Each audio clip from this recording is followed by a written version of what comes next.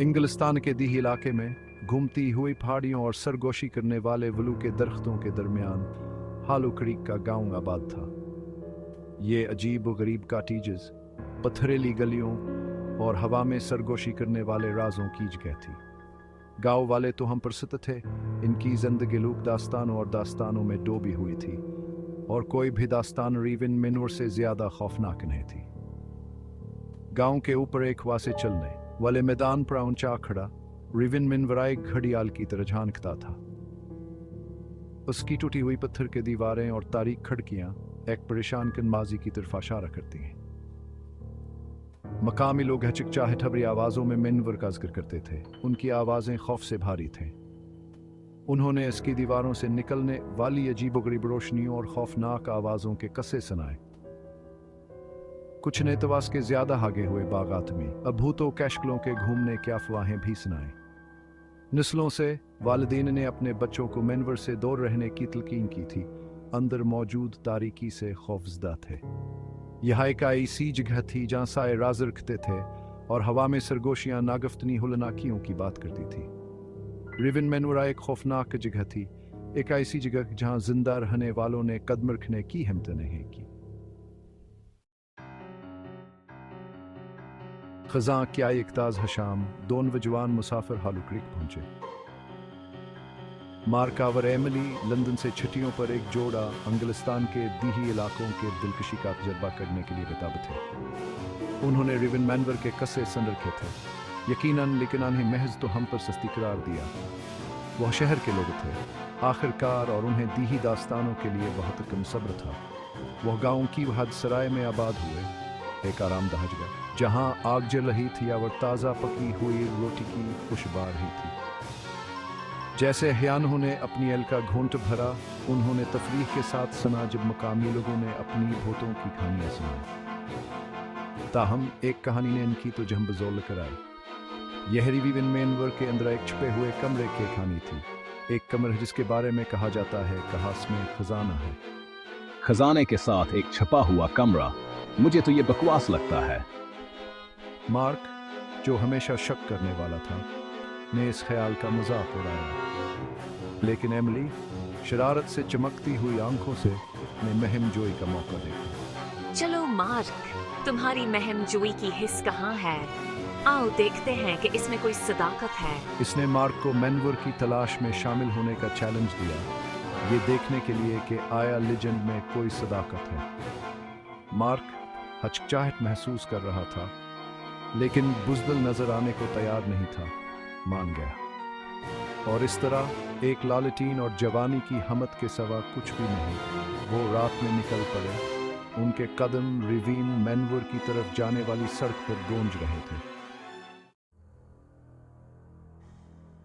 जैसे ही हमीनवर के करीब पहुंचे, हवा तेज हो गई। उनके कोटान के गर्द भूतों के कफन की तरह हलपीट रहे थे।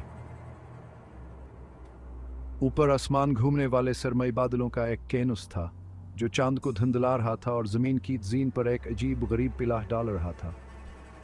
जितना करीब आते गए इतना ही ठंडा होता गया। हवा में खौफ किया एक वाजबू थी। मैनवर के लोहे के दरवाजे खुले हुए थे, गोया उन्हें अंदर आने की दावत दे रहे हों। सामने वाले दरवाजे तक जाने वाला रास्ता घास फूस से आगा हुआ था, जो मैनवर की बरसों की गफलत का सबूत था।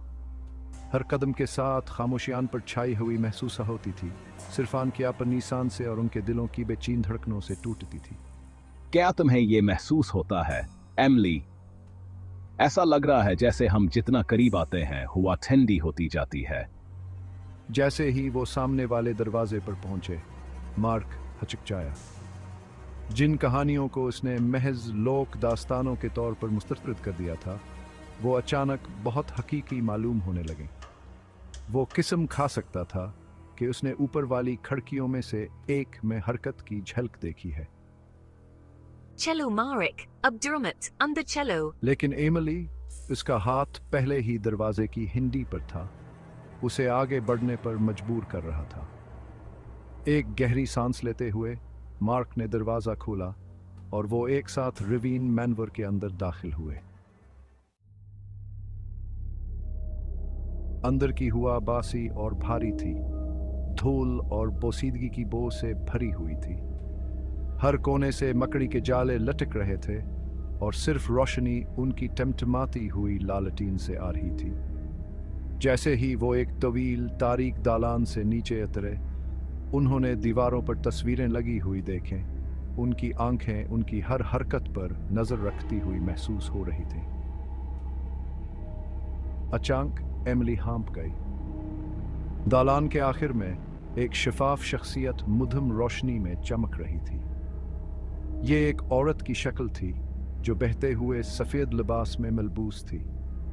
इसका चेहरा साए में डूबा हुआ था, लेकिन मार्क किस्म खा सकता था कि उसने इसकी ठंडी मर्दा आंखों में बदखाही की एक झलक देखी है। मार्क जम गया, उसका खून बर्फ में तब्दील हो गया। उसने पहले कभी भूतों पर यकीन नहीं किया था, लेकिन शख्सियत से निकलने वाली खालिस बदखाही ने उसकी रीढ़ की हड्डी को हिलाकर रख दिया। ताहम एमिली भूतों की शक्ल की तरफ मुतवज्जा होकर दिखाई देती थी। उसने एक कदम आगे बढ़ाया, फिर दूसरा। उसकी आंखें सफेद लिबास में मलबूस खातून पर टिकी हुई थी। ये क्या है? नजरें नहीं हटा सकती। एमिली नहीं। मार्क ने सरगोशी की, उसका बाजू पकड़ने के लिए हाथ बढ़ाया, लेकिन बहुत देर हो चुकी थी। वो शख्सियत इतनी ही तेजी से गायब हो गई जितनी तेजी से नमूदार हुई थी, और एमिली खौफ से बड़ी हुई आंखों के साथ अंधेरे में पीछे हट गई। एमिली मार्कस के पहुंचा पहुंचा, अस्कादुलास की छाती में जोर जोर से धड़क रहा था। उन्होंने अपने आप को एक शानदार लाइब्रेरी में पाया। उसकी शिल्फें चमड़े की जल्द वाली किताबों से भरी हुई थीं। चमनी में आग भड़क रही थी, दीवारों पर नाचते हुए साए डाल रहे थी। कमरा हैरतअंगेज तौर पर अच्छे तरह से बरकरार था, मैनवर के बाकी मानदहा बोसीदा हिस्से के बालकल बरक्स। लेकिन हवा एक जाबराना खामोशी से भरी हुई थी, और मार्क का साहसास को दूर नहीं कर सका कि हमें देखा जा रहा है। मार्क, क्या तुम्हें ये महसूस होता है? ऐसा लगता है हम अकेले नहीं हैं। हाँ, मुझे भी ये महसूस हो रहा है। आओ तलाश करते हैं, शायद हमें कुछ मिल जाए।